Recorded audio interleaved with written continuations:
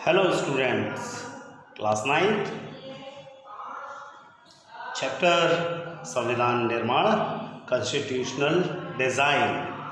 इस चैप्टर के 2.4 number point भारतीय संविधान के बुनियादी मूल्य यानी कि guiding values of Indian constitution के बारे में हम आज जानेंगे। हम विभिन्न विषयों पर संविधान के जो प्रावधान होते हैं उनका यहाँ पर आज अध्ययन करेंगे, उनके बारे में हम पढ़ेंगे और जानने की कोशिश भी करेंगे कि हमारा जो संविधान है उसके पीछे का दर्शन क्या है, फिलॉसफी क्या है उसकी, अंडरस्टैंडिंग द ओवरऑल फिलॉसफी। ये काम हम दो तरीके से कर सकते हैं। अपने नेताओं के संविधान संबंधी विचार पढ़कर हम इस बात को समझ सकते हैं, लेकिन हमारा जो संविधान है वो स्वयं अपने दर्शन के बारे में जो कहता है उसे पढ़ना भी उतना ही ज़्यादा जरूरी भी हो जाता है, क्योंकि संविधान की जो प्रस्तावना होती है वो भी यही काम करती है। तो इसी में हमारा जो टॉपिक है वो है ड्रीम एंड द प्रॉमिस, यानी कि सपने और वायदे।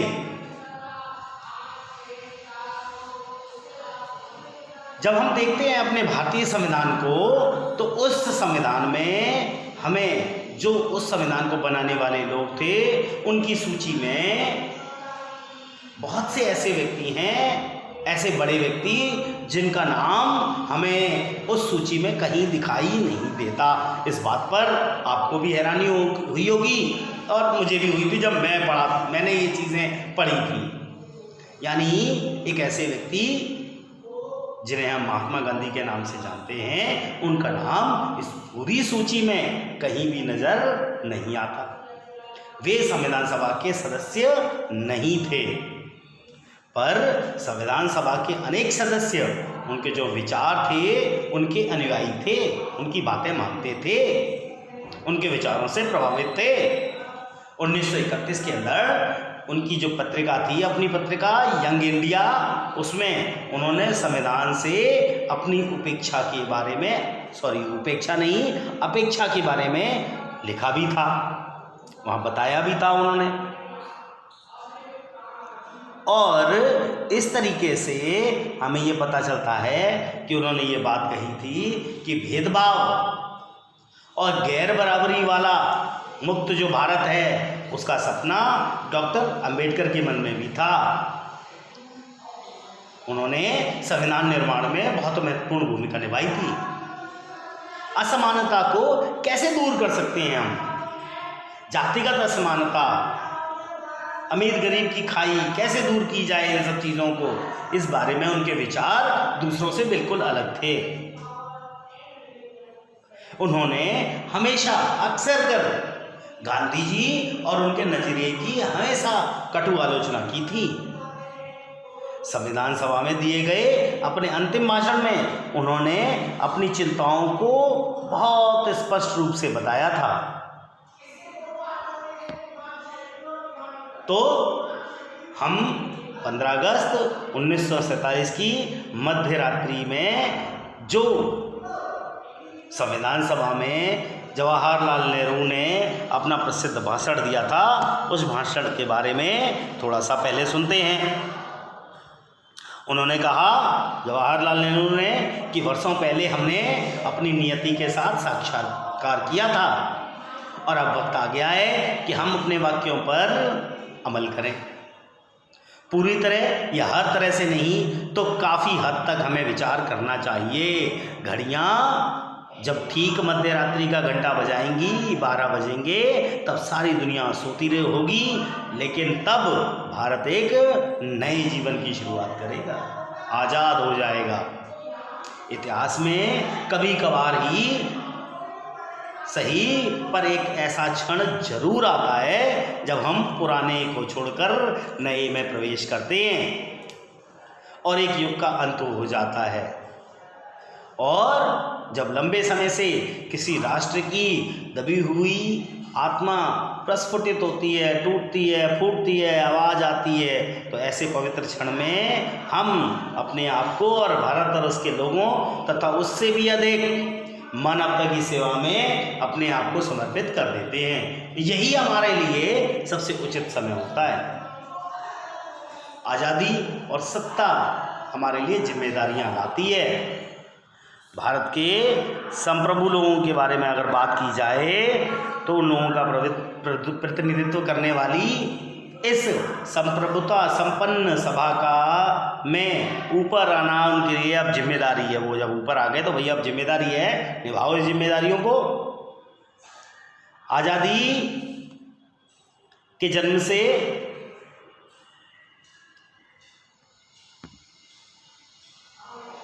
पूर्व हमने पूरी प्रसव पीड़ा झेली थी और इस क्रम में हुए दूसरों से हमारा दिल भारी हो जाता है।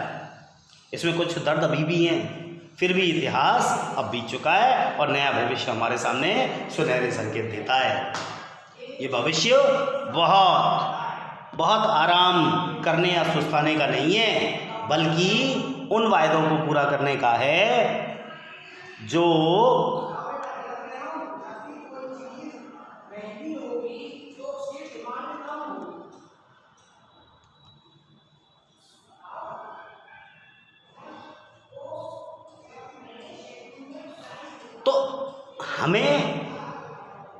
हमने अक्सर ये देखा है, ये किया है कि हम क्या करें कुछ नया करने के लिए, तो हम प्रयास करते हैं उसके लिए।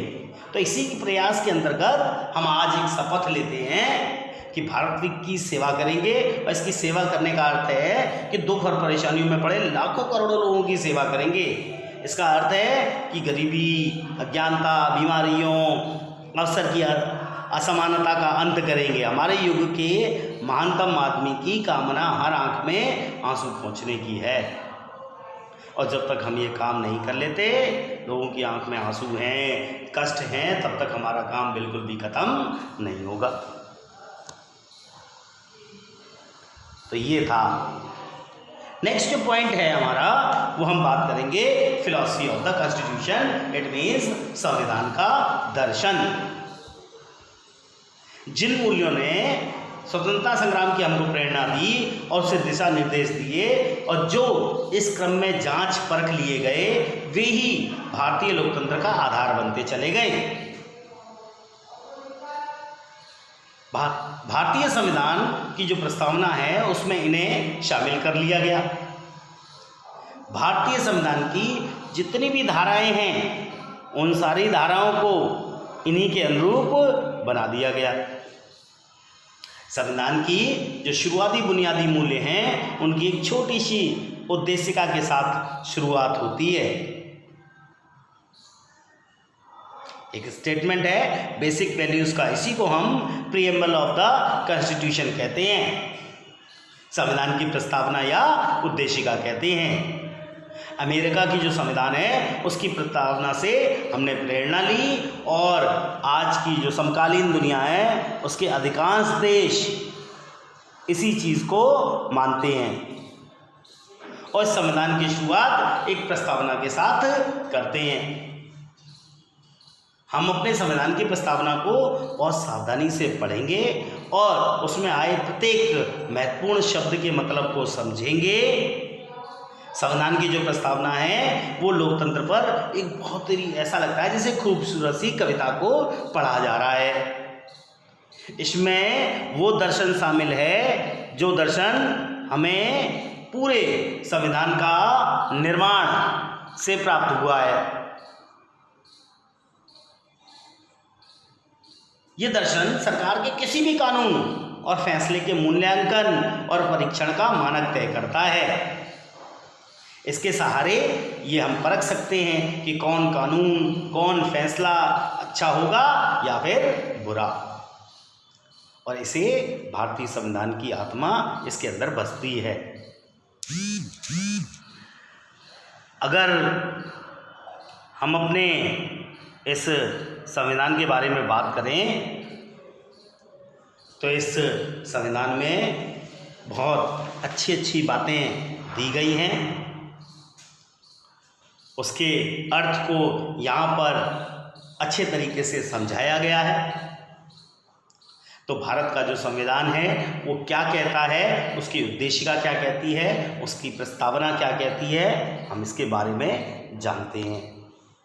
भारत का संविधान कहता है कि हम भारत के लोग भारत को एक संपूर्ण प्रभुत्व संपन्न, समाजवादी, पंथनिरपेक्ष और लोकतांत्रिक गणराज्य बनाने के लिए उसके समस्त नागरिकों को सामाजिक, आर्थिक और राजनीतिक न्याय, विचार, अभिव्यक्ति और राजनीतिक न्याय, विचार, अभिव्यक्ति, विश्वास, धर्म और उपासना की स्वतंत्रता, प्रतिष्ठा और अवसर की समता प्राप्त कराने के लिए तथा उन सब में व्यक्ति की गरिमा और राष्ट्र की एकता और अखंडता सुनिश्चित करने वाली बंधुता बढ़ाने के लिए दृढ़ संकल्प होकर अपनी इस संविधान सभा में आज तारीख 26 नवंबर 1949 ईस्वी को मार्गशीर्ष शुक्ल सप्तमी संवत 2006 विक्रमी को इतत द्वारा इस संविधान को अंगीकृत करते हैं, अधिनियमित करते हैं और आत्मार्पित करते हैं। हर एक शब्द का जो अर्थ है वो इसके किनारे किनारे दिया गया है। आप देख रहे हैं ना शब्दों को, लोकतांत्रिक, संविधान, भारत के लोग, ऐसे शब्द जिन शब्दों को यहाँ रंगीन तरीके से दिखाया गया है उनका अर्थ भी समझाने की कोशिश की गई है। हम भारत के लोग भारत को यानी भारत के संविधान के निर्माण और अधिनियमन भारत के लोगों ने अपने प्रतिनिधियों के माध्यम से किया है, ना कि इसे किसी राजा या बाहरी आदमी ने उसे दिया है। ऐसे ही समाजवादी का अर्थ दिया गया है, लोकतंत्रात्मक का अर्थ, न्याय का अर्थ, स्वतंत्रता, बंधुता, समता, गणराज्य, पंथनिरपेक्ष, प्रभुत्व संपन्न, हर शब्द का अर्थ बड़े बढ़िया तरीके से इसे यहाँ पर समझाया गया है। भारत के संविधान में जिन चीज़ों के बारे में बताया गया है उनमें सबसे अंतिम जो पॉइंट है हमारे इस लेसन का, टॉपिक जो है हमारे इस लेसन का, वो है संस्थाओं का स्वरूप, इंस्टीट्यूशनल डिज़ाइन। संविधान सिर्फ मूल्यों और दर्शन के बारे में ही नहीं है। हमने बताया आपको कि संविधान मूल्यों को संस्थागत रूप देने की कोशिश की जाती है, इसी को हम भारत का संविधान कह देते हैं। उसका अधिकांश जो हिस्सा होता है वो इन्हीं व्यवस्थाओं को तय करता है। ये एक बहुत लंबी और विस्तृत दस्तावेज है जो यहाँ पर दिखाया गया है। इसीलिए समय समय पर इसे नया रूप देने के लिए इसमें बदलाव की जरूरत पड़ती है।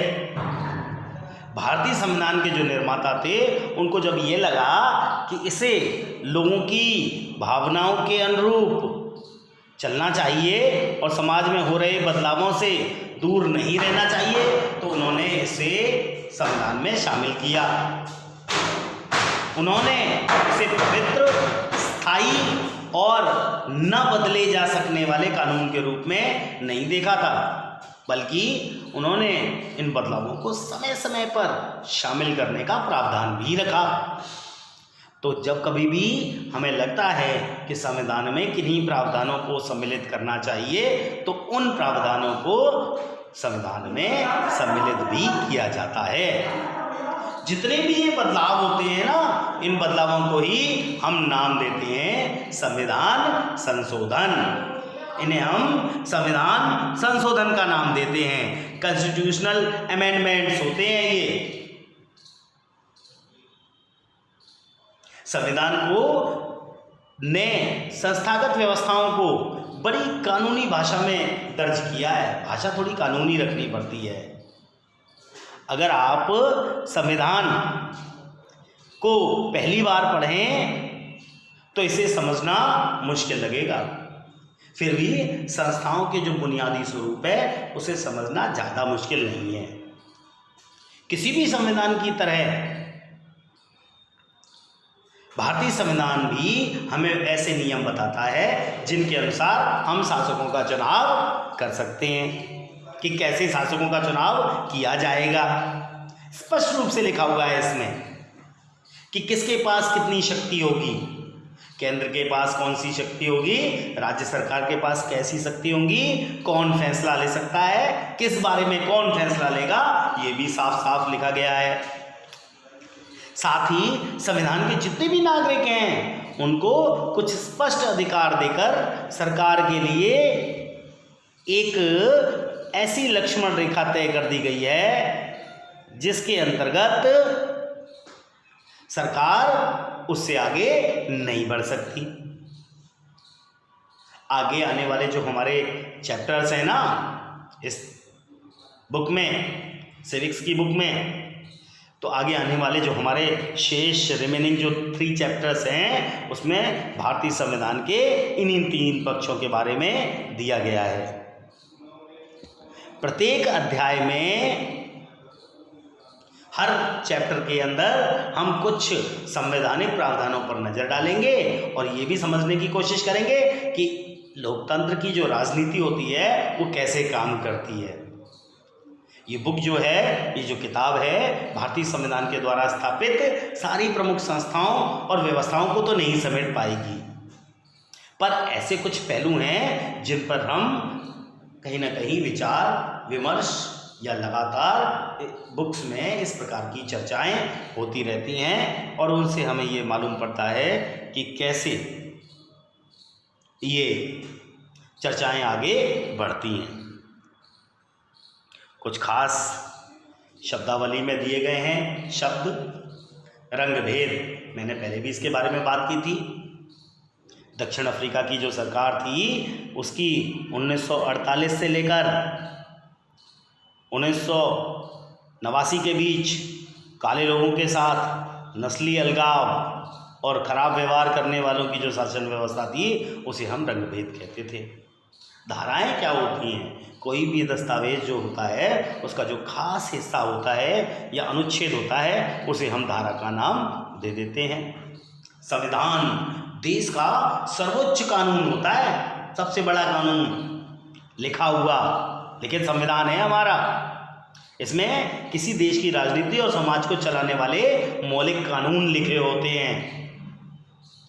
अगर हम संविधान संशोधन की बात करें तो देश की सर्वोच्च जो विधायी संस्था है उसके द्वारा उस देश के संविधान में किया जाने वाले जो बदलाव हैं उन्हें हम संविधान संशोधन का नाम देते हैं।